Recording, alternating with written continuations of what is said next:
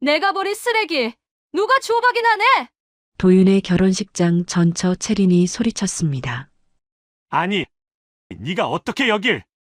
도윤은 갑작스런 상황에 당황했습니다. 어디서 그지 같은 여자 하나 주워왔나 보지? 결혼식 날 채린은 도윤을 비웃고 조롱하며 비아냥거렸습니다. 신부, 입장하겠습니다. 와, 저기 봐. 순식간에 장내가 술렁이고 카메라 셔터가 쉴 새 없이 터졌습니다. 아니, 저 사람이 어떻게 여기에? 당당하던 체리는 신부를 보자 그 자리에 얼어붙고 말았습니다. 이야기 시작 전 구독, 좋아요 부탁드려요. 어디서 듣고 계신지도 댓글로 알려주시면 그곳으로 복이 깃들 거예요. 3월이었습니다. 서울 도심 한복판의 고급 호텔 웨딩홀에는 흰 장미꽃 향기가 가득했고 하객 200여 명의 낮은 웅성거림이 홀 안에 잔잔하게 퍼져 있었어요. 그런데 그 소란스러운 홀과는 달리 복도 끝 신랑 대기실 하나만은 이상하리만치 조용했습니다. 그 방 안에 한 남자가 앉아 있었어요. 이름은 한도윤, 36살. 허리를 곧게 세운 채 두 손을 무릎 위에 가지런히 올려두고 창밖을 바라보고 있었습니다. 잘 다려진 흰 셔츠 소매 아래로 오른손 손등에 옅게 남은 화상 흉터 하나가 눈에 띄었어요. 영화 촬영장에서 얻은 것이었습니다. 그는 위험한 장면을 배우 대신 찍어주는 스턴트 무술 감독이었어요. 불길 속을 뚫고 달리고 4층 난간에서 뛰어내리고 빠르게 달리는 차 위에 올라타는 일. 화려하진 않았지만 그는 그 일을 30대 중반이 될 때까지 단 한 번도 대충 한 적이 없었습니다. 결혼식까지는 1시간이 남아 있었어요. 그는 그 시간 동안 아무 말 없이 오래된 기억 속을 걷고 있었습니다. 처음 서채린을 만난 건 10년 전이었어요. 그녀는 아무 행인도 없는 골목에서 혼자 대사를 외우다가 지나가던 도윤과 딱 눈이 마주쳤습니다. 꿈이 너무 커서 현실이 늘 비좁은 여자였어요. 배우가 되고 싶다고 했습니다. 꼭 될 거라고 했어요. 그 눈빛이 어찌나 진지하던지 도윤은 그만 그 자리에서 발이 묶여버렸습니다. 둘이 살림을 합친 건 결혼식 다음 날부터였어요. 서울 외곽 방 2개짜리 빌라였습니다. 보일러 소리가 밤마다 요란하게 울렸고 겨울엔 창틈으로 찬바람이 비집고 들어왔어요. 그래도 두 사람은 개의치 않았습니다. 도윤이 밤 11시가 넘어 촬영을 마치고 돌아오면 채린이 부엌에 불을 켜두고 기다리고 있었어요. 작은 밥상 위에는 늘 된장찌개 한 냄비가 올라와 있었습니다. 그 시절엔 그것만으로 충분했어요. 그런데 채린의 꿈은 결혼 후에도 사그라들지 않았습니다. 밤이면 거실 불을 혼자 켜두고 대사를 외웠어요. 손바닥만 한 수첩에 빽빽하게 써내려간 대사들을 소리내어 읽다가 마음에 안 들면 지우고 또 읽고 다시 쓰는 일을 반복했습니다. 그 소리를 들으며 도윤은 잠이 들곤 했어요. 싫지 않았습니다. 어쩌면 그에게는 일종의 자장가 같은 것이었을지도 모릅니다. 오디션이 있는 날이면 도윤은 자기 스케줄을 조정했어요. 현장 선배에게 조용히 양해를 구하고 채린의 오디션장 앞에 차를 세워두고 기다렸습니다. 1시간이고 2시간이고 상관없었어요. 채린이 나오면 어땠어? 한마디 물었고 채린이 고개를 저으면 그냥 시동을 걸었습니다. 집 근처 24시 감자탕집에 들러 고기를 발라 채린의 앞접시에 올려주는 것으로 충분했어요. 그렇게 오디션이 22번이었습니다. 전부 탈락이었어요. 그래도 도윤은 한 번도 그만해라고 말하지 않았습니다. 괜찮아. 언젠가는 잘 될 거야. 그 말뿐이었어요. 그러던 어느 날 채린에게 처음으로 작은 기회가 왔습니다. 단역이었어요. 대사 한 줄짜리 역할이었지만 채린의 눈빛이 달라졌습니다. 도윤은 방영 시간에 맞춰 촬영 현장 구석에서 스마트폰을 꺼내 들었어요. 화면에 채린의 얼굴이 스치듯 지나갔습니다. 3초였어요. 그는 그 장면을 캡처해서 지갑 속에 접어 넣었습니다. 채린은 그 사실을 몰랐어요. 문제는 그 다음부터였습니다. 촬영이 늘어나면서 채린은 업계 사람들과 어울리는 시간이 많아졌어요. 기획사 관계자, 조감독, 이름이 조금 알려진 배우들과 저녁 자리가 생기기 시작했습니다. 어느 날 그 자리에서 누군가 물었어요. 남편분은 뭐 하시는 분이에요? 채린의 입이 잠깐 멈췄습니다. 한 박자 늦게 대답이 나왔어요. 영화 쪽 일을 해요. 그뿐이었습니다. 스턴트라는 말은 끝내 나오지 않았어요. 그리고 바로 그 자리에 한 남자가 있었습니다. 민재요? 비금 영화에서 얼굴을 조금씩 알리기 시작한 배우였어요. 말이 번지르르 했고 웃을 때 눈가에 주름이 지는 사람이었습니다. 그는 자리가 파할 무렵 채린에게 슬쩍 명함을 건네며 말했어요. 배우님, 저한테 연락 한번 줘봐요. 도와드릴 수 있는 게 있을 것 같아서요. 짧은 한마디였습니다. 별것 아닌 것처럼 들렸어요. 그런데 채린은 그날 밤 도윤이 잠든 뒤 이불 속에서 스마트폰 화면을 켰습니다. 민재역의 SNS였어요. 화려한 시사회 사진, 유명인들과 찍은 사진, 인터뷰 기사들. 스크롤을 내리는 채린의 손가락이 멈추질 않았습니다. 방 안은 조용했어요. 도윤의 고른 숨소리만 낮게 깔려 있었습니다. 그게 시작이었어요. 민재역과의 연락은 처음엔 아주 천천히 시작됐어요. 문자 한 통이었습니다. 지난번에 말씀드린 오디션 정보인데요. 참고하세요. 짧고 가벼웠어요. 채린은 도윤 몰래 답장을 보냈습니다. 고맙다고 한 줄이었어요. 그게 다였습니다. 그런데 그 다음 날 또 문자가 왔어요. 그 다음 날도 또 그 다음 날도 조금씩 이어졌습니다. 재혁이 처음 제안한 건 업계 사람들과의 저녁 자리였어요. 좋은 분들 있는데 얼굴만 비춰도 돼요. 채린은 도윤에게 친구 모임이라고 했습니다. 도윤은 그래, 다녀와 한마디 하고 다시 대본을 펼쳤어요. 의심하는 기색이 없었습니다. 그게 오히려 채린을 편하게 만들었어요. 그리고 그 편함이 나중엔 독이 됐습니다. 강남의 작은 이탈리안 레스토랑이었어요. 도윤과는 한 번도 가본 적 없는 종류의 식당이었습니다. 테이블마다 촛불이 켜져 있었고 와인잔이 부딪히는 소리가 낮게 깔렸어요. 재혁은 채린을 자리에 앉히고 자연스럽게 사람들에게 소개했습니다. 제가 눈여겨보는 배우예요. 그 한마디에 채린의 귀가 살짝 붉어졌어요. 집으로 돌아오는 길 채린의 발걸음이 전보다 조금 가벼웠습니다. 그날 이후로 재혁과 만나는 횟수가 늘어났어요. 오디션 정보를 핑계로, 촬영장 견학을 핑계로 그렇게 두 사람의 만남은 자연스럽게 잦아졌습니다. 재혁은 채린을 볼 때마다 그녀의 눈을 똑바로 보며 말했어요. 채린 씨는 정말 될 사람이에요.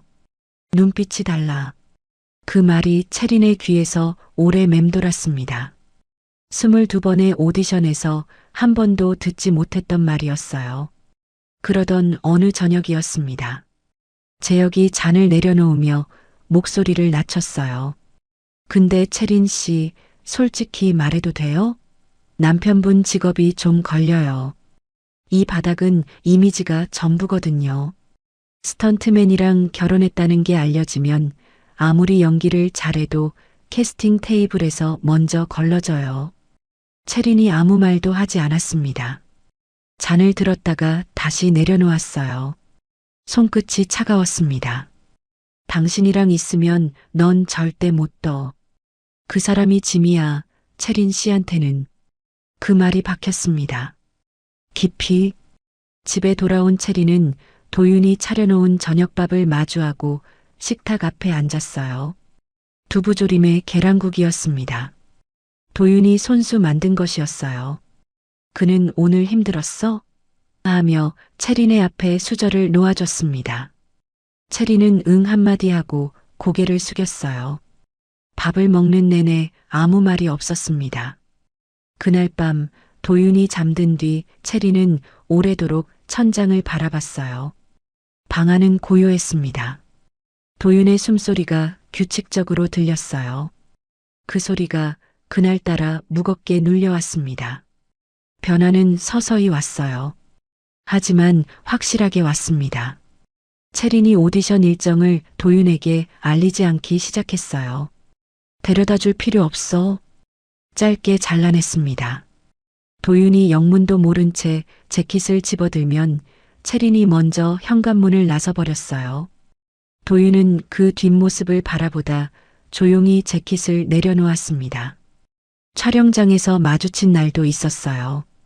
도윤이 작업복 차림으로 장비를 점검하다가 채린을 발견하고 손을 들어 흔들었습니다. 채린은 보지 못한 척 고개를 돌렸어요. 옆에 재혁이 있었습니다. 도윤의 손이 천천히 내려왔어요. 그 무렵 도윤이 촬영 중 다쳤습니다. 3층 높이에서 와이어가 끊겨 허리를 크게 다쳤어요. 응급처치를 받고 저녁 무렵 집으로 돌아왔는데 채린은 없었습니다. 식탁 위에 문자 한 줄이 적힌 메모지만 남겨져 있었어요. 늦어. 먼저 자. 도윤은 그 메모를 한참 내려다보다가 냉장고를 열었습니다. 반찬통 하나를 꺼내 혼자 밥을 먹었어요. 씹는 소리만 방 안에 울렸습니다. 며칠 뒤였어요. 도윤이 채린의 핸드폰에서 사진 하나를 우연히 봤습니다. 재혁과 함께 찍힌 사진이었어요. 식당이었는데 두 사람이 나란히 앉아 웃고 있었습니다. 도윤은 아무 말도 하지 않았어요. 핸드폰을 내려놓고 다시 설거지를 시작했습니다. 수돗물 소리가 세게 쏟아졌어요. 그날 밤 도윤이 먼저 말을 꺼냈습니다. 채린아, 나 뭔가 잘못한 거 있으면 말해줘. 뭐든지. 채린이 드라이어를 끄고 거울 앞에서 멈췄어요. 도윤의 눈이 거울 속에 비쳤습니다. 채린은 잠시 그 눈을 바라보다가 다시 드라이어를 켰어요. 아무 대답도 하지 않았습니다. 그리고 사흘 뒤였어요. 도윤이 촬영을 마치고 집에 돌아왔을 때 채린이 식탁 앞에 앉아 있었습니다. 가방이 현관 옆에 놓여 있었어요. 큰 가방이었습니다. 식탁 위에는 서류 한 장이 놓여 있었어요. 이혼 서류였습니다. 도윤이 서류를 내려다봤어요. 그리고 채린을 바라봤습니다. 채린은 창밖을 보고 있었어요. 눈이 마주치지 않았습니다. 당신이랑 있으면 난 평생 아무것도 못 돼. 그게 전부였어요. 도윤은 아무 말도 하지 않았습니다.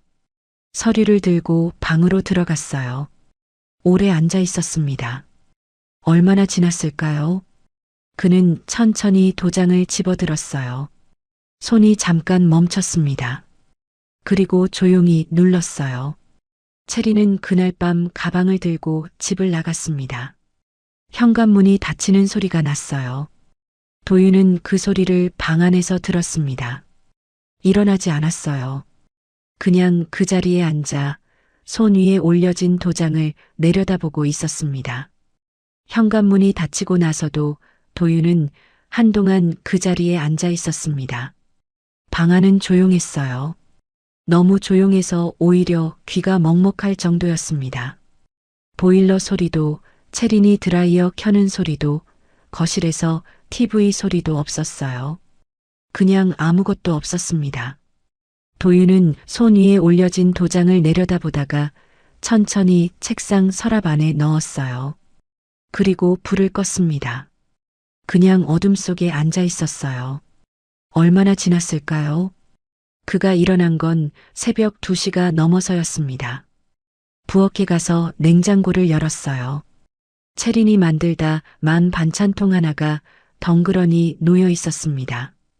뚜껑을 열었다가 다시 닫았어요. 그냥 물 한 잔만 마시고 다시 방으로 들어갔습니다.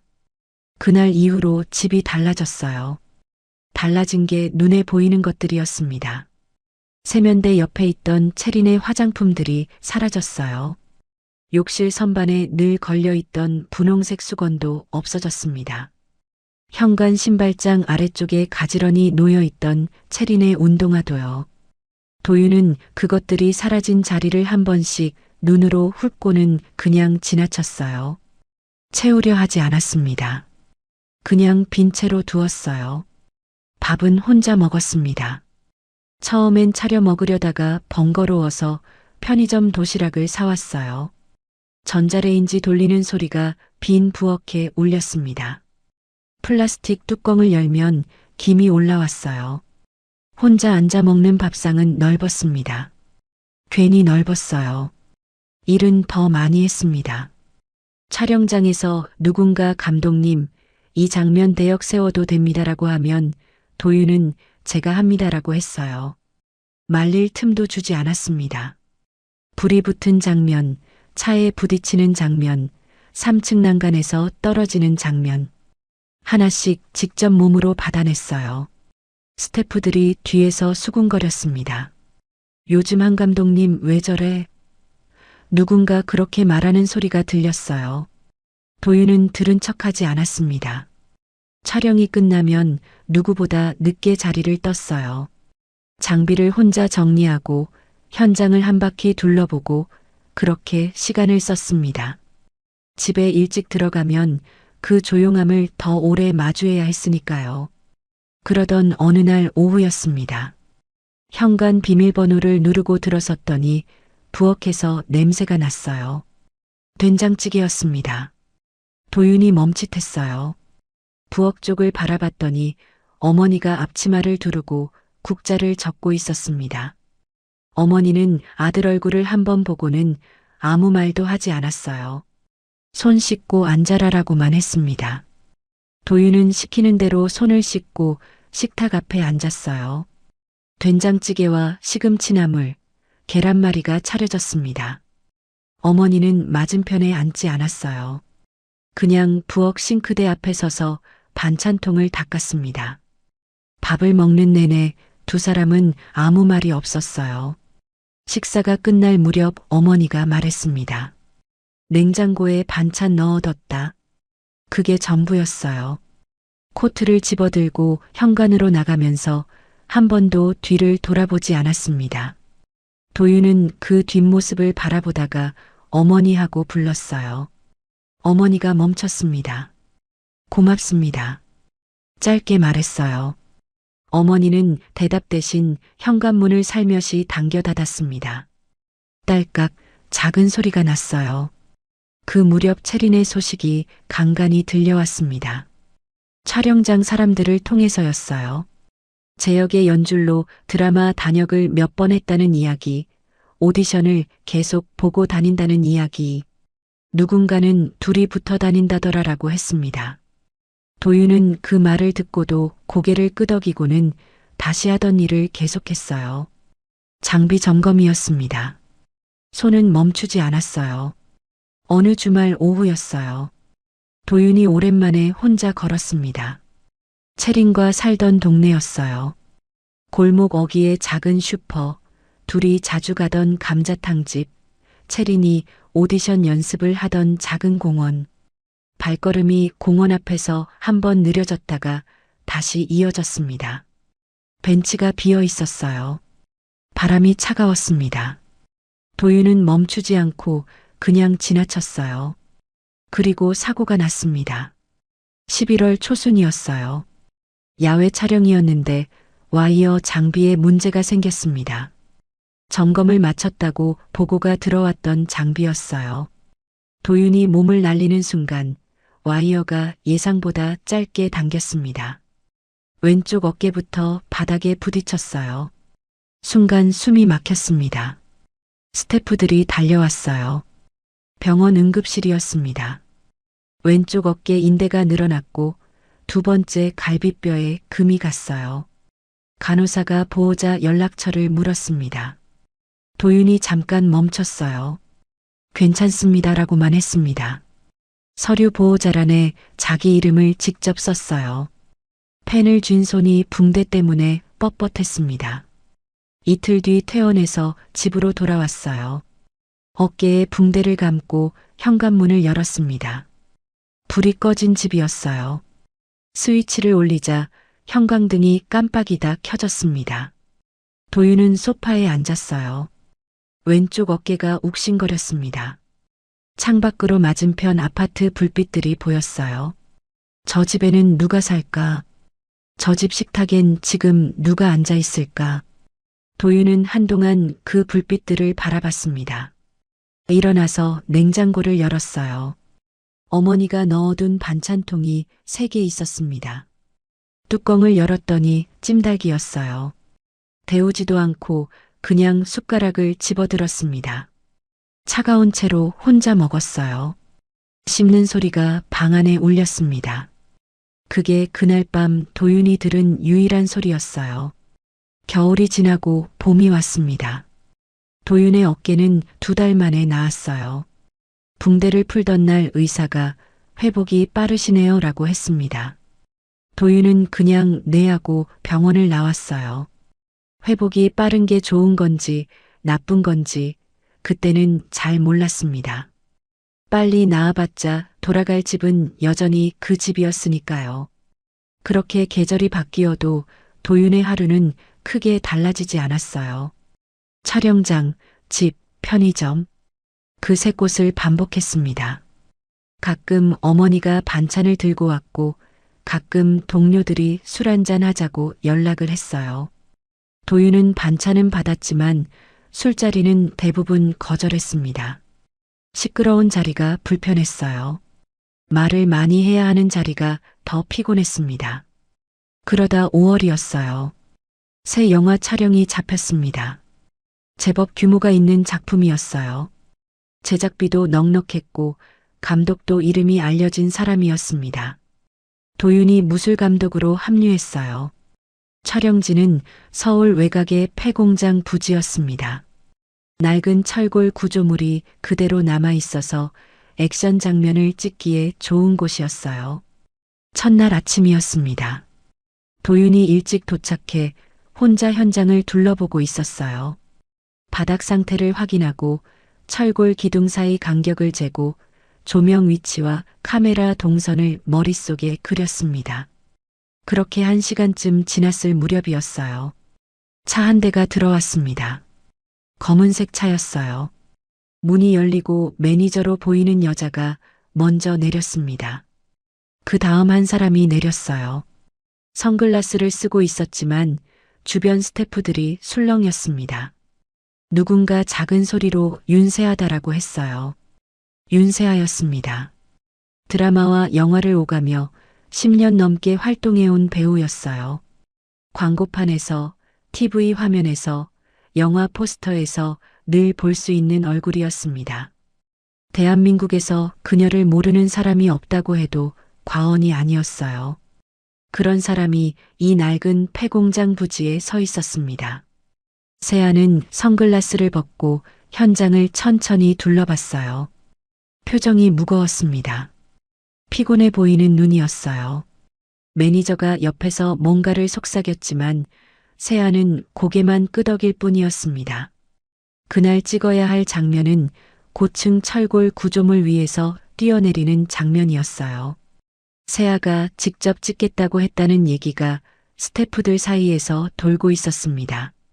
감독은 난색을 표했어요. 높이가 8m였습니다. 안전 매트를 깔고 와이어를 연결한다 해도 보통 배우들은 엄두를 내지 못하는 높이였어요. 도윤이 구조물 쪽으로 걸어갔습니다. 철골 계단을 한 칸씩 올라가며 발판 상태를 확인했어요. 흔들리는 부분이 있었습니다. 볼트가 느슨한 곳도 2군데 눈에 띄었어요. 도윤이 무릎을 꿇고 직접 공구를 꺼내 조였습니다. 그렇게 위아래를 3번 오가며 꼼꼼히 살폈어요. 그때 아래서 누군가 올라왔습니다. 세아였어요. 매니저가 말렸지만 구조물 계단을 직접 올라오고 있었습니다. 도윤이 뒤를 돌아봤어요. 두 사람이 8m 높이의 철골 발판 위에서 마주쳤습니다. 위험하니까 내려가 계세요. 도윤이 먼저 말했어요. 딱딱하지 않았지만 단호했습니다. 세아는 내려가지 않았어요. 발판을 직접 밟아보고 난간을 손으로 흔들어 봤습니다. 여기서 뛰어야 하는 장면이에요. 제가 직접 봐야죠. 도윤이 잠깐 세아를 바라봤어요. 그리고 다시 발판 쪽으로 시선을 돌렸습니다. 한 가지만 부탁드려도 될까요? 세아가 그를 봤어요. 뛰기 전에 제가 신호 드릴 겁니다. 그 신호 전까지는 절대 움직이지 마세요. 몸이 앞으로 기울면 와이어 각도가 틀어집니다. 세아가 잠시 도윤을 바라보다가 고개를 끄덕였습니다. 촬영이 시작됐어요. 도윤은 아래에서 전체 동선을 지켜봤습니다. 조명 각도, 와이어 장력, 매트 위치를 동시에 확인했어요. 스태프들이 분주하게 움직이는 가운데 도윤만 조용히 서 있었습니다. 눈이 구조물 위의 세아에게서 떠나지 않았어요. 세아가 발판 끝에 섰습니다. 8m 아래가 보이는 자리였어요. 바람이 불었습니다. 세아의 머리카락이 흩날렸어요. 발끝이 발판 모서리에 걸쳤습니다. 도윤이 손을 들었어요. 준비. 세아의 어깨가 한번 오르내렸습니다. 지금 세아가 뛰었어요. 와이어가 팽팽하게 당겨지는 소리가 났습니다. 몸이 포물선을 그리며 아래로 내려왔어요. 매트 위에 두 발이 정확하게 닿았습니다. 스태프들이 박수를 쳤어요. 도윤이 세아에게 걸어갔습니다. 괜찮으세요? 세아가 숨을 고르고 있었어요. 가슴이 빠르게 오르내렸습니다. 도윤은 옆에 있던 스태프한테서 생수 한 병을 받아 세아에게 건넸어요. 말없이 건넨 것이었습니다. 세아가 물을 받아들고 도윤을 바라봤어요. 손이 떨리는 거 어떻게 하셨어요? 도윤이 잠깐 멈췄습니다. 발판 위에서 난간 잡는 방식이 달라졌어요. 처음이랑 세아가 자기 손을 내려다봤어요. 생수병을 쥔 손이 아직 미세하게 떨리고 있었습니다. 그녀가 피식 웃었어요. 작게 혼자 웃는 웃음이었습니다. 감독님은 이 일이 무섭지 않으세요? 도윤이 구조물 쪽을 바라봤어요. 잠깐 생각하는 것 같았습니다. 무섭죠. 근데 무서운 걸 알아야 다른 사람을 지킬 수 있어요. 세아가 그 말을 듣고 아무 말도 하지 않았습니다. 생수병을 손 안에서 한번 꽉 쥐었다가 놓았어요. 그날 저녁 촬영이 마무리되고 스태프들이 하나둘 빠져나갔습니다. 도윤이 혼자 장비를 정리하고 있었어요. 그때 핸드폰 진동이 울렸습니다. 모르는 번호였어요. 문자였습니다. 오늘 고마웠어요. 윤세아입니다. 도윤이 화면을 잠깐 바라봤어요. 그리고 핸드폰을 주머니에 넣고 다시 장비 가방 지퍼를 잠갔습니다. 폐공장 부지 위로 어둠이 내려앉고 있었어요. 저 멀리 서울 불빛이 낮게 깔려 있었습니다. 바람이 불었어요. 도윤은 잠깐 그 불빛 쪽을 바라봤습니다. 오래 바라봤어요. 다음 날 아침이었습니다. 도윤이 촬영장에 도착했을 때 세아는 이미 와 있었어요. 매니저도 없이 혼자 접이식 의자에 앉아 대본을 보고 있었습니다. 도윤이 장비 가방을 내려놓으며 가볍게 목례를 했어요. 세아가 먼저 말을 건넸습니다. 어제 문자 확인하셨어요? 네. 답장이 없으셔서요. 도윤이 가방 지퍼를 열며 말했어요. 뭐라고 드려야 할지 몰랐습니다. 세아가 잠깐 도윤을 바라봤습니다. 그리고 피식 웃었어요. 뭔가 마음에 드는 대답이었는지 더 묻지 않았습니다. 그날 이후로 세아는 촬영장에서 도윤을 자주 찾았어요. 장면 동선을 확인할 때도 장비 점검이 끝난 뒤 잠깐 쉬는 시간에도 자연스럽게 도윤 곁에 자리를 잡았습니다. 처음엔 스태프들이 힐끔힐끔 쳐다봤어요. 윤세아가 무술 감독 옆에 앉아 있다는 게 낯선 풍경이었으니까요. 하지만 도윤은 그런 시선에 아랑곳하지 않았습니다. 세아가 질문을 하면 대답했고 말이 없으면 그냥 같이 조용히 있었어요. 어느 날 점심시간이었습니다. 세아가 도시락 2개를 들고 왔어요. 매니저가 사다 준 것이었는데 하나를 도윤 앞에 내밀었습니다. 같이 드세요. 도윤이 손을 저었어요. 괜찮습니다. 저는 따로 챙겼어요. 어디요? 도윤이 멈칫했습니다. 사실 아무것도 챙기지 않았어요. 세아가 그걸 알았는지 도시락을 그냥 도윤 무릎 위에 올려놓았습니다. 드세요. 저 많이 못 먹어요. 도윤이 잠깐 도시락을 내려다봤어요. 그리고 뚜껑을 열었습니다. 두 사람은 나란히 앉아 아무 말 없이 밥을 먹었어요. 폐공장 부지 위로 5월 햇살이 따뜻하게 내려앉고 있었습니다. 그 무렵부터 세아가 도윤에게 개인적인 이야기를 조금씩 꺼내기 시작했어요. 감독님은 이 일을 얼마나 하셨어요? 12년 됐습니다. 힘들지 않으세요? 몸으로 하는 일인데. 도윤이 잠깐 생각하다가 말했어요. 힘든 건 몸보다 다른 데서 오더라고요. 세아가 더 묻지 않았습니다. 그냥 고개를 끄덕였어요. 그 대답 안에 뭔가 더 있다는 걸 눈치챈 것 같았지만 억지로 파고들지 않았습니다. 도윤은 그게 마음에 들었어요. 세아에 대한 이야기는 촬영장 동료들에게서 조금씩 들었습니다. 데뷔한 지 12년 된 배우인데 사생활이 거의 알려지지 않았다는 것, 열애설이 한 번도 난 적이 없다는 것, 소속사 외에는 딱히 가까운 사람이 없다는 것.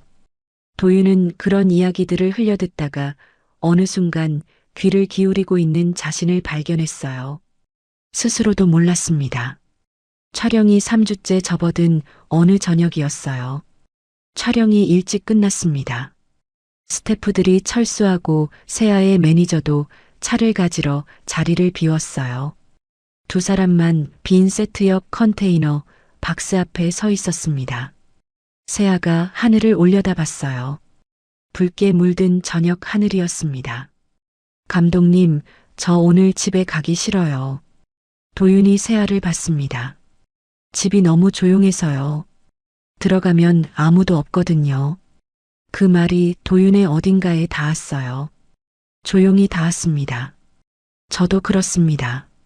세아가 도윤을 봤어요. 도윤은 하늘을 보고 있었습니다. 두 사람이 잠시 같은 방향을 바라봤어요. 말이 없었습니다. 그래도 이상하지 않았어요. 그날 이후 세아가 먼저 연락을 해왔습니다. 짧은 문자였어요. 오늘 촬영 힘드셨죠? 또는 저녁 드셨어요? 같은 것들이었습니다. 도윤은 처음엔 짧게 답했어요. 네, 먹었습니다. 그런데 어느 날부터 답장이 조금씩 길어지기 시작했습니다. 자신도 모르게 그렇게 됐어요. 촬영이 끝나고 나서 세아가 직접 만나자고 한 건 6월 초였습니다. 장소는 서울 외곽의 작은 한식집이었어요. 세아가 고른 곳이었는데 유명한 식당이 아니었습니다. 오래된 나무 간판에 손때 묻은 메뉴판이 걸린 소박한 곳이었어요. 도윤이 들어서자 세아가 구석 자리에 먼저 앉아 있었습니다. 모자를 눌러 쓰고 있었어요. 선글라스도 없이. 유명한 분이 이런 데를 오셔도 됩니까? 도윤이 자리에 앉으며 물었어요. 세아가 메뉴판을 펼치며 말했습니다. 여기 된장찌개가 맛있어요. 제가 가끔 혼자 오는 데예요. 두 사람은 된장찌개에 제육볶음을 시켰어요. 밥을 먹으면서 처음으로 긴 이야기를 나눴습니다. 세아가 먼저 자신의 이야기를 꺼냈어요. 데뷔 초에 얼마나 외로웠는지 유명해질수록 진짜 자기 사람이 없어지는 게 느껴졌다는 것, 화려해 보이는 삶 뒤에 늘 텅 빈 집이 기다리고 있었다는 것들을요. 담담하게 말했어요. 하소연이 아니라 그냥 사실을 말하듯이 했습니다. 도윤이 들었어요. 중간에 끊지 않고 끝까지 들었습니다. 세아가 말을 마치고 도윤을 바라봤어요. 감독님도 뭔가 있으시죠? 촬영장에서 처음 봤을 때부터 느꼈어요. 뭔가 오래 혼자 버텨온 사람 같았어요. 도윤이 숟가락을 내려놓았습니다. 그리고 처음으로 차린 이야기를 꺼냈어요. 길지 않았습니다. 결혼했던 것, 이혼한 것, 그 뒤로 혼자였다는 것. 담담하게 말했어요. 그런데 마지막 부분에서 잠깐 말이 끊겼습니다. 도윤이 시선을 식탁 위로 내렸어요. 세아는 아무 말도 하지 않았습니다. 그냥 조용히 앉아 있었어요. 그 조용함이 도윤을 편하게 했습니다. 그날 식사를 마치고 나오는 길이었어요. 골목 어귀에서 세아가 멈췄습니다. 그리고 도윤을 돌아봤어요. 감독님, 저 솔직하게 말해도 될까요? 도윤이 멈췄습니다. 저 감독님이 좋아요. 처음 만났을 때부터요. 도윤이 아무 말도 하지 않았어요. 세아가 계속 말했습니다. 부담 갖지 않으셔도 돼요. 그냥 알아줬으면 해서요. 바람이 불었습니다. 세아의 모자 챙이 살짝 들렸어요. 도윤이 세아를 바라봤습니다. 오래 바라봤어요. 그러다 천천히 입을 열었습니다. 저 같은 사람한테 관심 가지면 배우님한테 안 좋습니다. 세아가 웃었어요. 억지로 웃는 게 아니었습니다. 그거 저한테 결정하게 해주세요. 도윤이 시선을 내렸어요. 골목바닥에 두 사람 그림자가 나란히 길게 뻗어 있었습니다. 도윤은 잠깐 그 그림자를 내려다보다가 천천히 고개를 들었어요. 그리고 작게 처음으로 웃었습니다. 2달이 지났어요. 두 사람은 조용히 만났습니다. 세상이 아는 만남이 아니었어요. 이른 아침 한강변을 걷거나 늦은 저녁 그 한식집에서 밥을 먹거나 세아가 촬영을 마친 뒤 도윤의 차 조수석에 앉아 그냥 드라이브를 하거나 특별한 것이 없었어요. 그런데 두 사람 다 그게 좋았습니다. 어느 일요일 오후였어요. 세아가 도윤의 집 앞에 서 있었습니다. 장을 봐왔다며 비닐봉지를 2개 들고 있었어요. 도윤이 현관문을 열었습니다. 왜요? 밥 해드리려고요. 배우님이요? 저 요리 못한다는 말은 없었잖아요. 세아가 부엌에서 계란 프라이를 만들었어요. 3번 뒤집다가 노른자가 터졌습니다. 당황한 표정으로 도윤을 돌아봤어요. 도윤이 소파에서 그 모습을 보다가 피식 웃었습니다. 혼자 사는 집에서 처음으로 나온 웃음이었어요. 그 주 금요일이었습니다. 도윤이 세아에게 전화를 걸었어요. 저도 솔직하게 말해도 됩니까? 세아가 기다렸습니다. 세아 씨 인생에 짐이 될까봐 두려웠습니다. 지금도 그 마음은 있어요. 근데 그거 말고는 다 좋습니다. 전화기 너머에서 세아가 잠깐 조용했어요. 그 짐 제가 고른 거예요. 9월 초였습니다. 두 사람은 구청에 함께 갔어요. 혼인신고서를 작성하고 창구에 제출했습니다. 직원이 서류를 확인하고 도장을 찍었어요. 그게 전부였습니다. 큰 예식도 많은 사람도 없었어요. 구청을 나와서 두 사람은 길 건너 분식집으로 들어갔습니다. 떡볶이를 시켰어요. 세아가 떡볶이 1개를 젓가락으로 집어 도윤이 앞에 내밀었습니다. 도윤이 받아 먹었어요. 아무 말이 없었습니다. 그냥 그렇게 두 사람의 결혼이 시작됐어요. 혼인신고를 마친 뒤에도 두 사람의 일상은 크게 달라지지 않았습니다.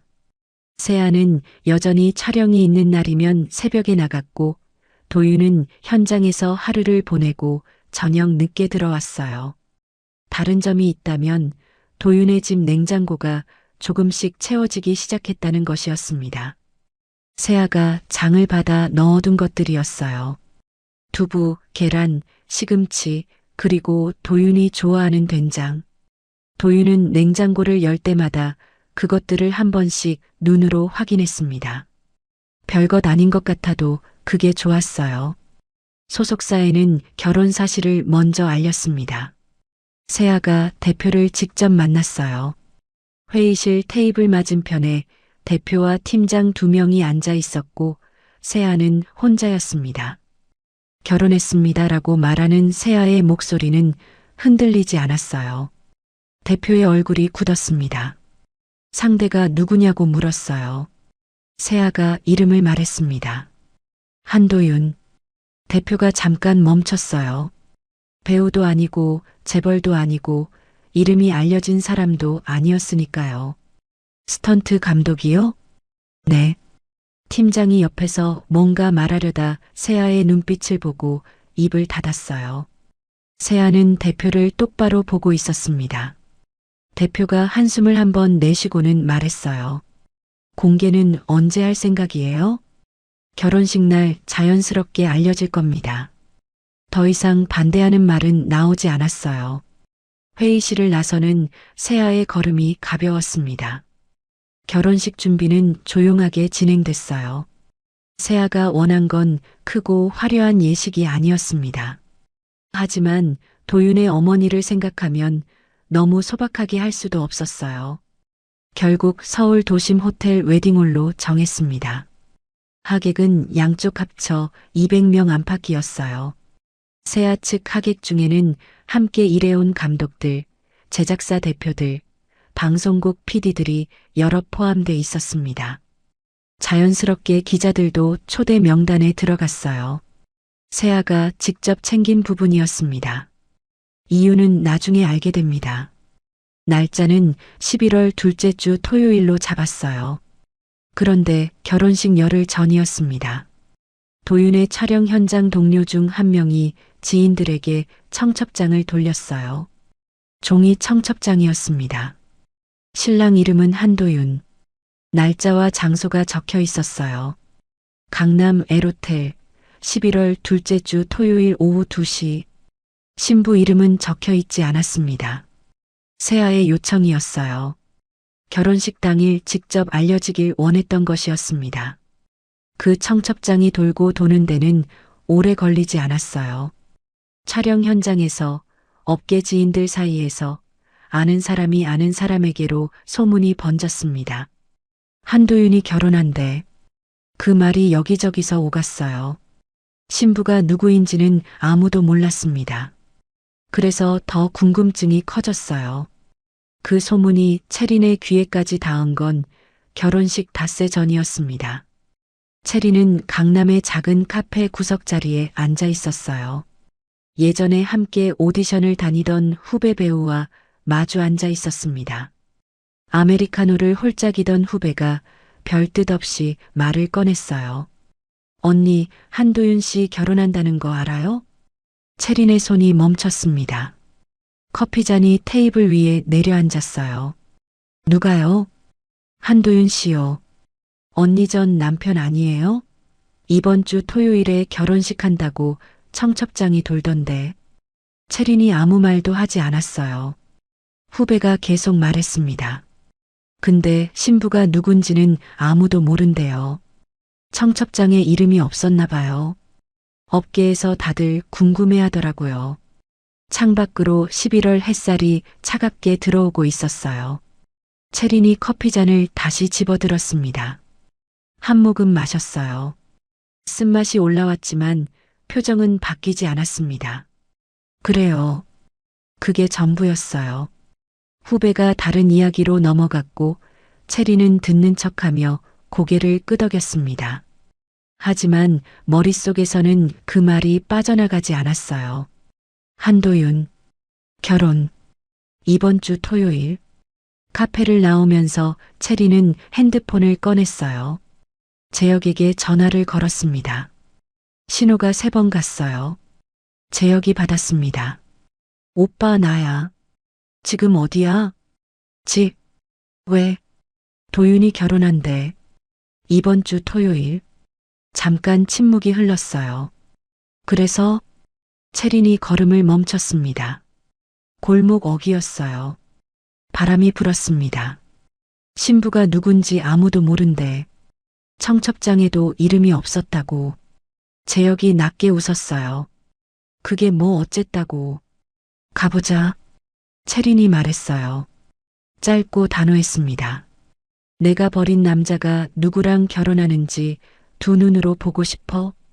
전화기 너머에서 재혁이 잠깐 조용했습니다. 어디서 해? 강남 에로텔. 오후 2시. 재혁이 낮게 웃었어요. 그러지 뭐. 얼굴이나 비추러 가자. 전화가 끊겼습니다. 채린이 핸드폰을 가방에 넣었어요. 골목 끝에서 바람이 한 번 더 불었습니다. 채린이 머리카락을 귀 뒤로 넘기며 다시 걸었어요. 발걸음이 가볍지 않았지만 그렇다고 무겁지도 않았습니다. 뭔가 결심한 사람의 걸음이었어요. 그날 저녁이었습니다. 채린이 집에 돌아와 옷장 앞에 섰어요. 문을 열고 옷들을 하나씩 훑어봤습니다. 손이 빨간 원피스 앞에서 멈췄어요. 재혁이 잘 어울린다고 했던 옷이었습니다. 채린이 꺼내서 몸에 대봤어요. 거울을 봤습니다. 오래 봤어요. 한편같은 시각, 도윤의 집에서는 세아가 하객 명단을 확인하고 있었습니다. 도윤이 옆에서 차를 2잔 타왔어요. 세아가 명단에서 눈을 들어 도윤을 봤습니다. 긴장돼요? 도윤이 잔을 내려놓으며 말했어요. 결혼식이 긴장된다기보다는. 그럼요. 도윤이 창밖을 잠깐 바라봤습니다. 잘 살아야겠다는 생각이 드는데 그게 잘할 수 있을지. 세아가 도윤의 손 위에 자기 손을 올렸어요. 가만히요. 도윤이 그 손을 내려다봤습니다. 그리고 손을 뒤집어 세아의 손을 꼭 쥐었어요. 창밖에 11월 바람이 불고 있었습니다. 결혼식까지 닷새가 남아 있었어요. 11월 둘째 주 토요일 아침이었습니다. 서울 도심 에로텔 앞에는 이른 시간부터 사람들이 모여들었어요. 웨딩홀이 있는 2층으로 올라가는 엘리베이터 앞에 하객들이 줄을 섰습니다. 정장 차림의 남자들, 드레스를 입은 여자들, 꽃다발을 든 사람들. 호텔 로비에 향수 냄새와 꽃향기가 뒤섞였어요. 11월 찬 공기가 자동문이 열릴 때마다 안으로 한 줄기씩 밀려 들어왔습니다. 신랑 대기실은 웨딩홀 복도 끝에 있었어요. 도윤이 그 안에 혼자 앉아 있었습니다. 흰 셔츠에 짙은 감색 수트를 입고 있었어요. 넥타이를 거울 앞에서 고쳐 매다가 손을 멈췄습니다. 거울 속 자신을 바라봤어요. 36살. 이혼하고 혼자 보낸 시간들, 빈 냉장고, 병원 서류에 혼자 서명하던 손. 그 모든 것들이 지금 이 자리까지 데려다 놓은 것이었습니다. 도윤이 천천히 넥타이 매듭을 다시 조였어요. 문 밖에서 어머니 목소리가 들렸습니다. 도윤아, 들어가도 되냐? 네, 들어오세요. 어머니가 문을 열고 들어왔어요. 옥색 저고리에 짙은 남색 치마. 한복이었습니다. 어머니가 아들 앞에 서더니 넥타이를 한 번 손으로 매만졌어요. 말이 없었습니다. 눈가가 붉어졌지만 손수건으로 입을 가리고 고개를 돌렸어요. 도윤이 어머니하고 불렀습니다. 울면 안 된다. 오늘은. 그 말을 끝으로 어머니가 먼저 대기실을 나갔어요. 도윤이 그 뒷모습을 바라보다가 다시 거울을 향해 섰습니다. 웨딩홀 안은 이미 하객들로 가득 차 있었어요. 앞줄에는 세아와 오랫동안 함께 작업해온 영화 감독들과 소속사 대표가 앉아 있었습니다. 중간 줄에는 방송국 PD들과 제작사 대표들, 그리고 연예 담당 기자 몇 명이 섞여 있었어요. 뒷줄에는 도윤의 촬영 현장 동료들과 어머니 지인들이 자리를 잡고 있었습니다. 흰 장미와 아이보리 리본으로 장식된 홀 안에 하객들의 낮은 웅성거림이 잔잔하게 깔렸어요. 바로 그때였습니다. 웨딩홀 입구 쪽이 조금 소란스러워졌어요.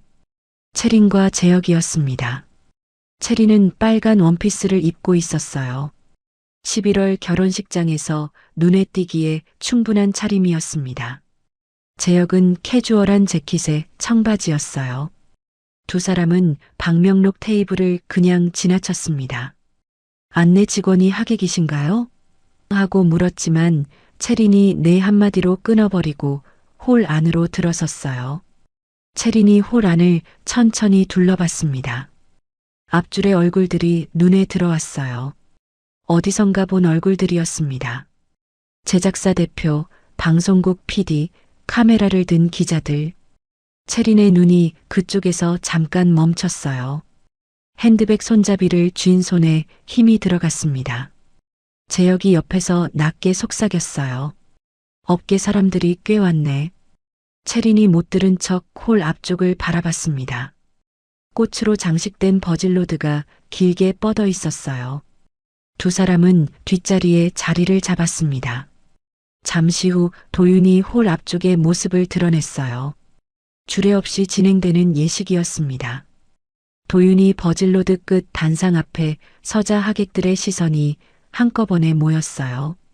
도윤은 정면을 바라봤습니다. 긴장한 기색이 역력했지만 자세는 흐트러지지 않았어요. 채린이 도윤을 발견했습니다. 그녀가 천천히 자리에서 일어났어요. 재혁이 옆에서 팔을 잡으려 했지만 이미 늦었습니다. 채린의 목소리가 홀 안에 퍼졌어요. 어머, 내가 버린 남자가 결혼을 하네.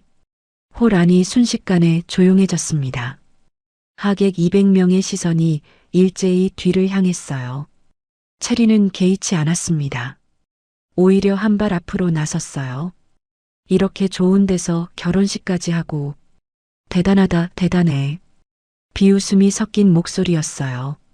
재혁이 채린 옆에서 팔짱을 끼고 섰습니다. 두 사람 얼굴에 비슷한 표정이 걸려 있었어요. 하객들이 술렁였습니다. 앞줄에 앉아있던 기자 한 명이 고개를 돌려 두 사람을 바라봤어요. 카메라가 천천히 채린 쪽을 향했습니다. 제작사 대표가 옆 사람에게 뭔가 낮게 물었어요. 소속사 팀장이 자리에서 반쯤 일어났습니다. 도윤은 움직이지 않았어요. 그 자리에 그냥 서 있었습니다. 채린을 바라봤어요. 분노도 없었고 당황한 기색도 없었습니다. 그냥 조용히 바라봤어요. 그 눈빛이 채린을 한 박자 멈추게 했습니다. 하지만 채린은 다시 입을 열었어요. 신부가 누군지 보러 왔어. 능력도 없는 남자한테 시집오겠다는 여자가 대체 어떤 사람인지. 재혁이 낮게 웃었습니다. 채린이 계속 말하려는 순간이었어요. 홀 뒤쪽 문이 열렸습니다. 처음엔 아무것도 보이지 않았어요. 문이 천천히 완전히 열렸습니다. 하얀 드레스 자락이 먼저 보였어요. 그리고 신부가 들어오기 시작했습니다. 채린의 말이 그 자리에서 끊겼어요.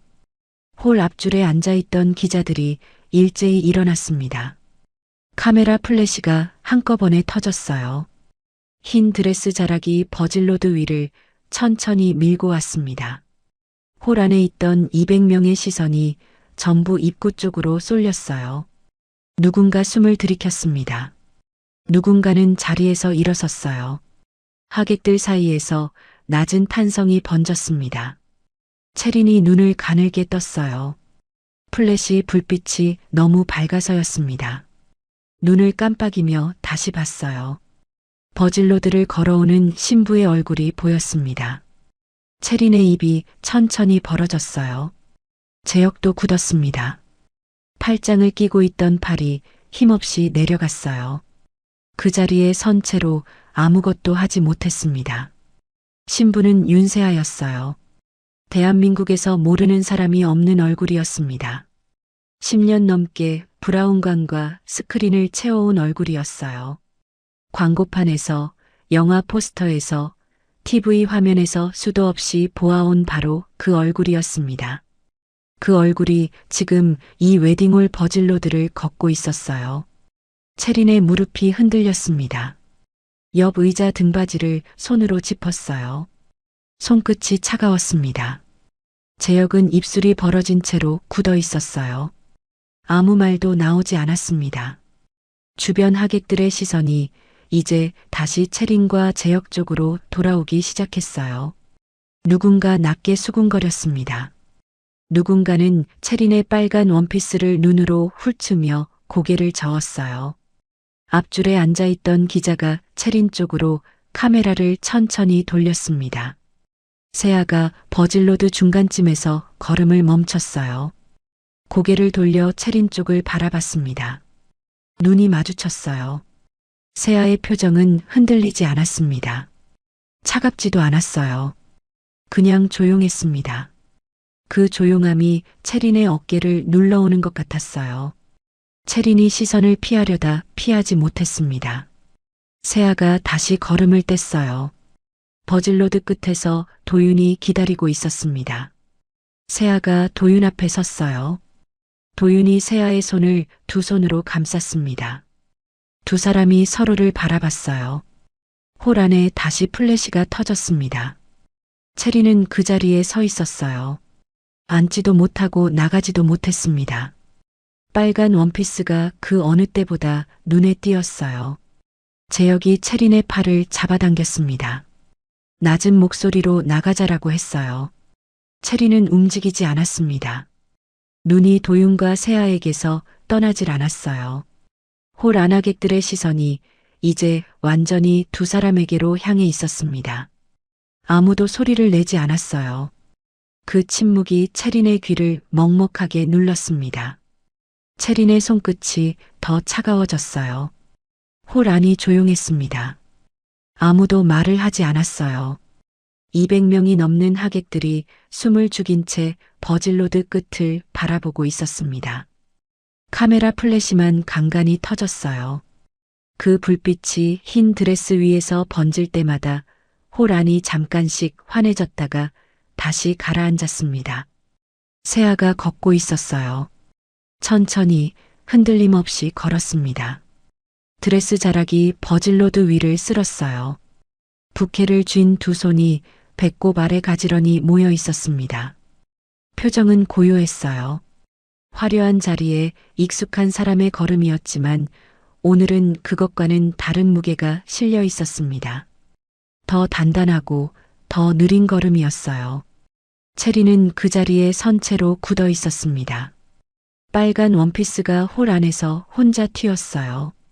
주변 하객들의 시선이 세아에게서 채린에게로 다시 세아에게로 오갔습니다.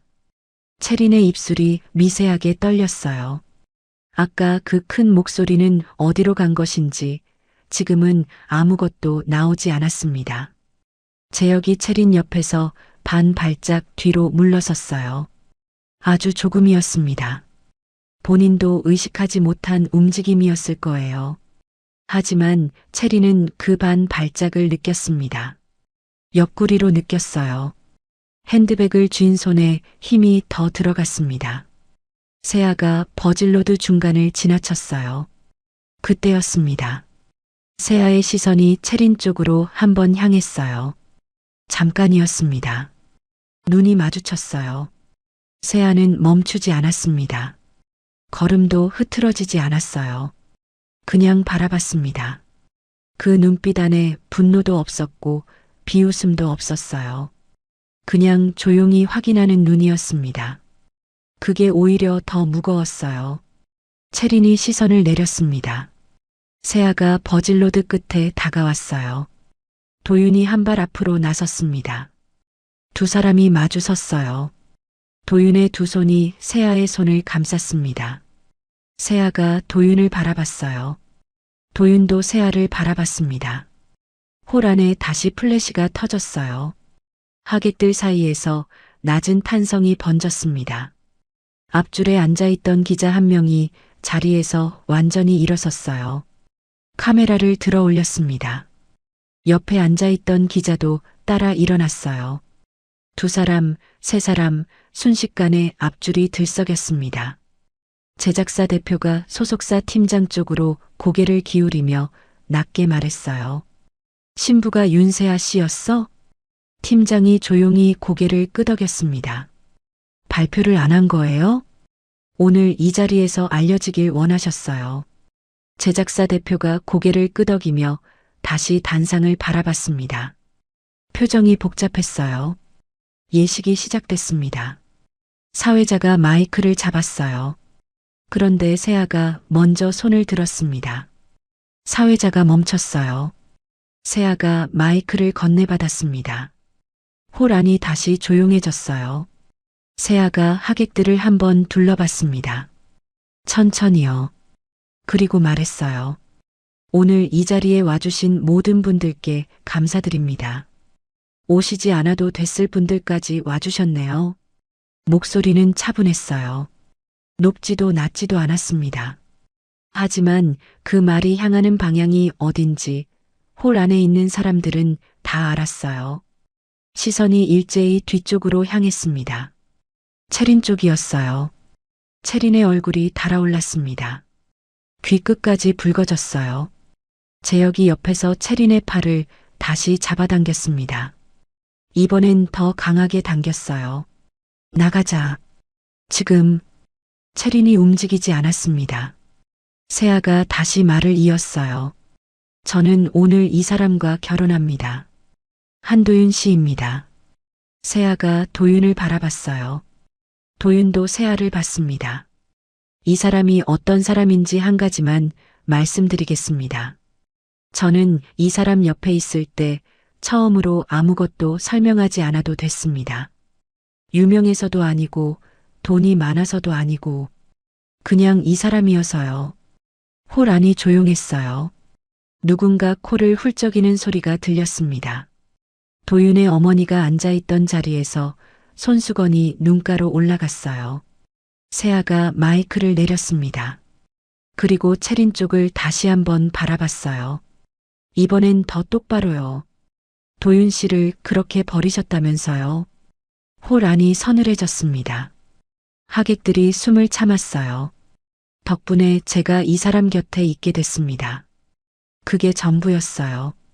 더 이상 아무 말도 하지 않았습니다. 세아가 다시 도윤을 바라봤어요. 도윤의 입꼬리가 살짝 올라갔습니다. 세아도 웃었어요. 둘만 아는 웃음이었습니다. 앞줄에서 박수가 시작됐어요. 처음엔 조심스럽게, 그 다음엔 홀 전체로 번졌습니다. 기자들의 플래시가 다시 한꺼번에 터졌어요. 홀 안이 환해졌다가 가라앉기를 반복했습니다. 채린이 그 자리에 서 있었어요. 박수 소리가 귀를 채웠습니다. 사방에서 들려왔어요. 그 소리가 머리 안에서 울리는 것 같았습니다. 채린이 입술을 깨물었어요. 뭔가 말하려다 멈췄습니다. 뭔가 하려다 멈췄어요. 재혁이 채린의 팔을 세 번째로 잡아당겼습니다. 이번엔 채린이 움직였어요. 발이 겨우 떨어졌습니다. 한 발, 두 발 뒤쪽으로 걸었어요. 빨간 원피스 자락이 흔들렸습니다. 하객들의 시선이 따라왔어요. 아무도 소리내어 뭐라 하지 않았습니다. 그 침묵이 말보다 더 크게 채린을 눌렀어요. 출입구 앞에서 채린이 멈췄습니다. 뒤를 한번 돌아봤어요. 단상 위에서 도윤과 세아가 나란히 서 있었습니다. 사진사가 두 사람 앞에서 카메라를 들고 있었어요. 도윤이 세아의 손을 잡고 있었습니다. 세아가 그 손을 꼭 쥐었어요. 채린이 시선을 거뒀습니다. 그리고 홀 문을 나갔어요. 재혁이 뒤따랐습니다. 문이 닫혔어요. 복도에 두 사람만 남았습니다. 카펫 위에 채린의 구두 굽소리만 울렸어요. 재혁은 아무 말도 하지 않았습니다. 채린도 마찬가지였어요. 엘리베이터 앞에서 채린이 버튼을 눌렀습니다. 문이 열렸어요. 두 사람이 들어갔습니다. 문이 닫혔어요. 거울이 붙어 있는 엘리베이터 안에서 채린이 자신의 얼굴을 마주쳤습니다. 빨간 원피스, 달아오른 뺨. 아까와 똑같은 차림이었어요. 그런데 아까와는 완전히 달랐습니다. 층수 표시가 내려갔어요. 1층이 됐습니다. 문이 열렸어요. 로비 찬 공기가 얼굴을 스쳤습니다. 채린이 걸었어요. 자동문이 열리고 11월 바람이 정면으로 들이쳤습니다. 채린이 걸음을 멈췄어요. 뒤에서 웨딩홀 박수 소리가 아직도 희미하게 들려왔습니다. 건물 안에서 새어나오는 소리였어요. 채린이 그 소리를 들으며 그 자리에 잠깐 서 있었습니다. 재혁이 옆에서 말했어요. 가자. 채린이 걸었습니다. 아무 말이 없었어요. 채린과 재혁이 호텔을 나선 뒤에도 웨딩홀 안은 한동안 술렁였습니다. 하객들이 자리에 앉아 서로 낮게 이야기를 나눴어요. 기자들은 방금 찍은 사진들을 카메라 화면으로 확인하며 손가락을 바쁘게 움직였습니다. 제작사 대표와 방송국 PD들이 삼삼오오 모여 고개를 맞댔어요. 웨딩홀 안의 공기가 예식 전과는 완전히 달라져 있었습니다. 단상 위에서 도윤과 세아는 여전히 나란히 서 있었어요.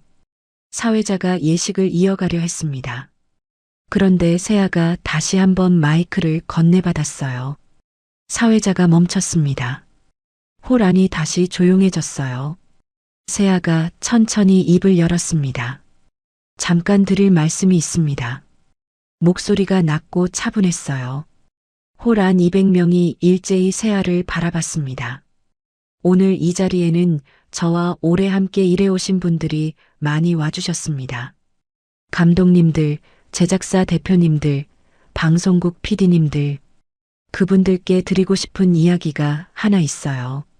세아가 잠깐 멈췄습니다. 홀 안이 더 조용해졌어요. 민재혁 씨 아시죠? 그 이름이 나오는 순간 앞줄에 앉아있던 제작사 대표 한 명의 어깨가 미세하게 굳었습니다. 옆에 앉아있던 PD가 무릎 위에 올려놓은 손을 살짝 쥐었어요. 3년 전이었어요. 제가 한 드라마 캐스팅 과정에서 이상한 이야기를 들었습니다. 특정 배우를 끼워 넣으려면 따로 비용이 필요하다는 말이었어요. 그 배우가 민재혁 씨였습니다. 홀 안에 낮은 술렁임이 번졌어요. 그때는 그냥 넘어갔습니다. 증거가 없었으니까요. 그런데 그게 한 번이 아니었어요. 세아가 부케를 들고 있던 손을 내렸습니다. 도윤이 그 옆에서 조용히 서 있었어요. 움직이지 않았습니다. 2번, 3번. 다른 작품에서도 같은 방식이 반복됐습니다. 제작비 일부가 민재혁 씨 소속사 계좌로 흘러들어갔다는 이야기, 캐스팅 대가로 현금이 오갔다는 이야기. 저는 그걸 3년 동안 모아왔어요. 앞줄의 분위기가 달라졌습니다. 제작사 대표 한 명이 PD에게 낮게 뭔가를 물었어요. PD가 고개를 저었습니다. 기자 2명이 동시에 수첩을 꺼냈어요. 오늘 이 자리에는 관련된 분들이 계십니다. 그분들도 이미 알고 계신 이야기예요. 그 말에 홀 안의 시선들이 앞줄을 향했습니다. 누군가의 얼굴이 창백해졌어요. 누군가는 고개를 숙였습니다. 세아가 잠깐 도윤을 바라봤어요. 도윤이 고개를 끄덕였습니다. 작게요. 민재혁 씨 옆에 있던 여자분도 보셨을 겁니다. 서채린 씨라고 제 남편의 전처예요. 홀 안이 다시 서늘해졌어요. 채린 씨가 도윤 씨에게 이혼을 요구할 때 민재혁 씨가 한 말이 있습니다. 스턴트맨 남편은 이미지에 안 좋다고, 그 사람이 짐이라고. 그 말 한마디로 10년 가까운 결혼이 끝났어요. 세아의 목소리는 여전히 흔들리지 않았습니다. 높아지지도 않았어요. 그냥 담담하게 사실을 읽어 내려가는 것 같았습니다. 그게 오히려 더 무거웠어요. 저는 오늘 이 자리에서 이 이야기를 하고 싶었습니다. 왜냐하면 이 사람들이 오늘 이 결혼식장에 제 남편을 조롱하러 왔기 때문입니다. 기자 한 명이 손을 들었어요. 세아가 눈으로 허락했습니다. 방금 말씀하신 캐스팅 비리 관련해서 구체적인 금액이나 작품명을 밝히실 수 있습니까? 세아가 소속사 팀장 쪽을 바라봤어요. 팀장이 앞으로 나왔습니다. 봉투 하나를 기자에게 건넸어요. 자료로 준비했습니다. 계좌 내역과 증언서가 들어있어요. 기자가 봉투를 받아들었습니다. 옆에 있던 기자가 목을 빼며 봉투를 봤어요. 홀 안의 공기가 완전히 바뀌었습니다. 앞줄에 앉아있던 제작사 대표 한 명이 자리에서 일어났어요. 조용히 옆 사람에게 뭔가를 말하고 홀 밖으로 나갔습니다. 핸드폰을 꺼내 들고 있었어요. 방송국 PD 한 명도 자리를 떴습니다. 기자들은 반대로 더 앞으로 모여들었어요. 세아가 마이크를 내렸습니다. 그리고 도윤에게 몸을 돌렸어요. 도윤이 세아를 바라봤습니다. 세아가 낮게 말했어요. 다 끝났어요. 도윤이 아무 말도 하지 않았습니다. 세아의 손을 잡았어요. 꼭 쥐었습니다. 세아도 그 손을 마주 쥐었어요. 사회자가 조심스럽게 마이크를 다시 잡았습니다. 그럼 이제 예식을 이어가겠습니다. 하객들 사이에서 박수가 다시 시작됐어요. 처음엔 조심스럽게, 그 다음엔 홀 전체로 번졌습니다. 도윤의 어머니가 앉아있는 자리에서 손수건이 다시 눈가로 올라갔어요. 이번엔 참지 않았습니다. 눈가가 뜨겁게 달아오른 채로 그냥 두었어요. 예식이 끝난 건 오후 4시가 조금 넘어서였습니다. 도윤과 세아가 홀을 나설 때 기자들이 몰려들었어요. 세아가 짧게 몇 마디 했습니다. 도윤은 그 옆에서 조용히 서 있었어요. 카메라가 두 사람에게 쏠렸습니다. 플래시가 터졌어요. 그날 저녁부터 기사가 쏟아지기 시작했습니다. 포털 메인에 제목들이 줄줄이 걸렸어요. 윤세아 결혼 소식과 함께 민재혁 관련 기사가 나란히 떴습니다. 캐스팅 비리, 금품 수수, 3년간의 자료. 기사마다 구체적인 금액과 작품명이 적혀 있었어요. 댓글이 순식간에 수천 개가 달렸습니다. 민재혁의 핸드폰이 울리기 시작했어요. 소속사였습니다. 전화를 받자마자 소속사 대표의 목소리가 차갑게 들어왔어요. 지금 기사 봤어요? 재혁이 대답하지 못했습니다. 손에 들고 있던 핸드폰 화면에 기사 제목이 가득했어요. 스크롤을 내릴수록 새로운 제목이 계속 떴습니다. 내일 아침까지 입장 정리하세요. 안 되면 계약 얘기 다시 해야 합니다. 전화가 끊겼어요. 재혁이 소파에 앉았습니다. 핸드폰을 테이블 위에 내려놓았어요. 화면이 계속 켜졌다 꺼졌습니다. 문자가 왔어요. 출연 예정이던 드라마 제작사였습니다. 내용은 짧았어요. 캐스팅 재검토 연락드립니다. 체리는 방 안에서 그 문자를 재혁 어깨 너머로 봤습니다. 아무 말도 하지 않았어요. 창밖에 서울 밤하늘이 어둡게 깔려 있었습니다. 11월 바람이 창문을 흔들었어요. 체린이 창가에서 돌아섰습니다. 침대 위에 오늘 입고 갔던 빨간 원피스가 구겨진 채 놓여 있었어요. 체린이 그것을 집어들었다가 다시 내려놓았습니다. 그리고 불을 껐어요. 방 안이 어두워졌습니다. 그날 밤이 지나고 아침이 왔습니다. 재혁의 핸드폰은 새벽 내내 울렸어요. 소속사, 제작사, 방송국. 번호마다 용건은 달랐지만 내용은 하나였습니다. 재검토, 보류, 재논의. 그 말들이 돌아가며 들어왔어요. 재혁은 처음 몇 통은 받았습니다. 중간부터는 받지 않았어요.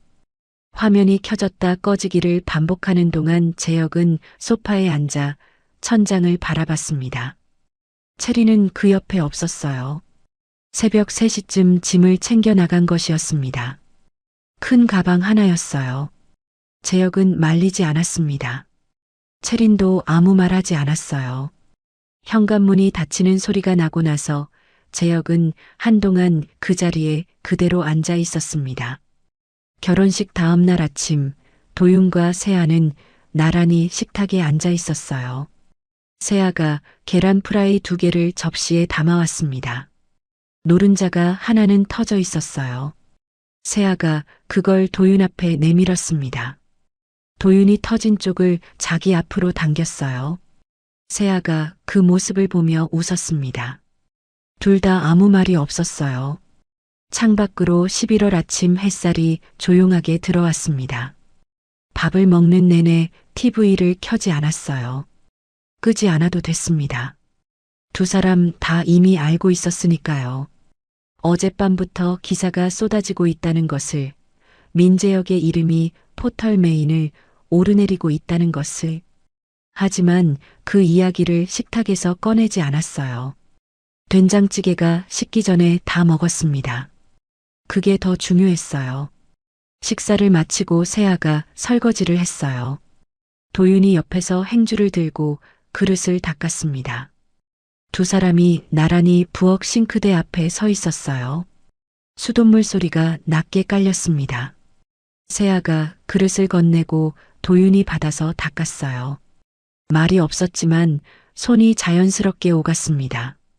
마치 오래전부터 그래온 것처럼요.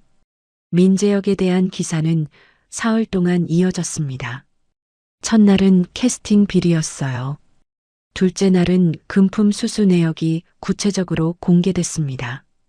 관련된 제작사 이름, 금액, 날짜. 셋째 날에는 피해를 입었다는 배우들의 익명 증언이 실렸어요. 기사마다 댓글이 수천 개씩 달렸습니다. 재혁이 출연 예정이던 드라마에서 하차 통보가 온 건 결혼식 사흘 뒤였어요. 공식 문자였습니다. 짧고 건조한 내용이었어요. 재혁이 그 문자를 3번 읽었습니다. 그리고 핸드폰을 테이블 위에 엎어놓았어요. 소속사와의 계약은 그 주 금요일에 해지됐습니다. 대표가 직접 만나자고 했어요.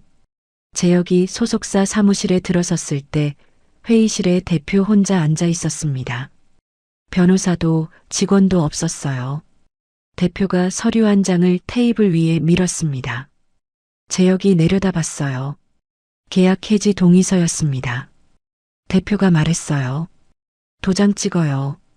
재혁이 아무 말도 하지 않았습니다. 펜을 집어들었어요. 손이 잠깐 멈췄다가 움직였습니다. 체리는 혼자였어요. 결혼식 다음 날부터 연락이 끊겼습니다. 재혁도 업계 지인들도 전화를 받지 않았어요. 문자를 보내도 답장이 없었습니다. 체린이 몇 번 오디션 정보를 알아봤어요. 아는 기획사 관계자에게 연락을 돌렸습니다. 돌아오는 말은 한결같았어요. 지금은 좀 어려울 것 같아요. 그 말이 반복됐습니다. 2번, 3번, 5번. 체린이 핸드폰을 내려놓았어요. 창밖을 바라봤습니다. 아무것도 보이지 않았어요. 생활비가 바닥났습니다. 2달이 지날 무렵이었어요. 체린이 작은 식당 아르바이트를 시작했습니다. 서울 외곽의 김밥집이었어요. 오전 6시에 출근해서 오후 2시까지 일했습니다. 앞치마를 두르고 계산대 앞에 서는 체린의 손은 예전 오디션 날 대사를 외우던 그 손이었어요. 그 손으로 지금은 거스름돈을 세고 있었습니다. 어느 날 점심 무렵이었어요. 식당 단골 손님 한 명이 체린을 알아봤습니다. 혹시 배우 아니에요? 하고 물었어요. 체린이 웃으며 말했습니다. 아니에요. 비슷한 사람이 많죠. 그게 전부였어요. 도윤과 세아의 새 삶은 조용하게 이어졌습니다. 세아가 새 영화에 캐스팅됐어요. 촬영이 시작되면 새벽에 나가는 날이 많아졌습니다. 도윤은 그보다 더 일찍 일어나 아침을 차렸어요. 된장찌개에 계란말이. 세아가 내려오면 식탁이 차려져 있었습니다. 세아가 매일 이러면 어떡해요라고 하면 도윤이 먹고 가야죠라고 했어요. 그게 반복됐습니다. 그리고 두 사람 다 그게 좋았어요. 어느 일요일 오후였어요. 도윤의 어머니가 집으로 찾아왔습니다. 손에 뭔가를 들고 있었어요. 노트였습니다. 오래된 노트였어요. 어머니가 세아 앞에 앉으며 말했습니다. 이거 받아라. 세아가 두 손으로 노트를 받았어요. 표지가 손때로 얼룩져 있었습니다. 된장찌개 끓이는 법이야. 도윤이 어릴 때부터 먹던 거 네가 알고 있어야지. 세아가 첫 장을 펼쳤어요. 어머니의 손글씨로 빽빽하게 적힌 레시피가 나왔습니다. 재료 이름 옆에 작은 글씨로 주의사항이 적혀 있었어요. 된장은 너무 많이 넣지 말 것, 두부는 나중에 넣을 것. 세아의 손가락이 그 글씨를 한 줄씩 짚어 내려갔어요. 어머니가 그 모습을 바라봤습니다. 잘 부탁한다. 우리 도윤. 한마디였어요. 짧았습니다. 하지만 세아가 고개를 들었을 때 어머니는 이미 고개를 돌리고 있었어요. 손수건이 눈가로 올라갔습니다. 어머니는 끝내 다시 세아와 눈을 마주치지 않았어요. 그냥 창밖을 보며 코를 한번 훌쩍였습니다. 세아가 노트를 가슴 앞에 가만히 안았어요. 3년이 지났습니다. 12월이었어요. 서울 외곽의 작은 김밥집 안에 손님이 몇 명 앉아 있었습니다. 저녁 6시였어요. 식당 한쪽 벽에 걸린 낡은 TV에서 시상식 중계가 흘러나오고 있었습니다. 화면 속에는 넓은 무대와 화려한 조명이 가득했어요. 채린이 계산대 안쪽에서 그릇을 닦고 있었습니다. TV에서 사회자 목소리가 들렸어요. 올해의 여우주연상 수상자를 발표하겠습니다. 채린의 손이 멈추지 않았어요. 그릇을 닦으면서 고개만 살짝 들었습니다. 화면 속에 이름이 떴어요. 윤세아였습니다. 채린의 손이 그제야 멈췄어요. 화면 속에서 세아가 자리에서 일어났습니다. 박수 소리가 홀을 가득 채웠어요. 세아가 무대로 걸어나갔습니다. 드레스가 조명 아래서 빛났어요. 세아가 트로피를 받아들고 마이크 앞에 섰습니다. 감사합니다. 짧게 시작했어요. 그리고 세아가 객석 한쪽을 바라봤습니다. 오늘 이 상을 제 옆에 늘 조용히 있어준 사람에게 드리고 싶습니다. 카메라가 객석을 비췄어요. 도윤이었습니다. 정장을 입고 앉아 있었어요. 세아와 눈이 마주치자 도윤이 고개를 한번 끄덕였습니다. 웃었어요. 작게 그 사람답게요. 채린이 TV 화면을 바라봤습니다. 손에 들고 있던 행주가 천천히 내려갔어요. 계산대 위에 내려놓았습니다. 화면 속에서 세아와 도윤이 나란히 잡혀 있었어요. 카메라가 두 사람을 오래 비췄습니다. 채린이 그 화면에서 눈을 뗐습니다. 그리고 다시 그릇을 집어들었어요. 행주로 닦기 시작했습니다. 닦는 속도가 아까보다 조금 느려졌어요. 그뿐이었습니다. 식당 문이 열리며 손님이 한 명 들어왔어요. 채린이 고개를 들었습니다. 어서 오세요. TV에서는 아직 시상식이 이어지고 있었어요.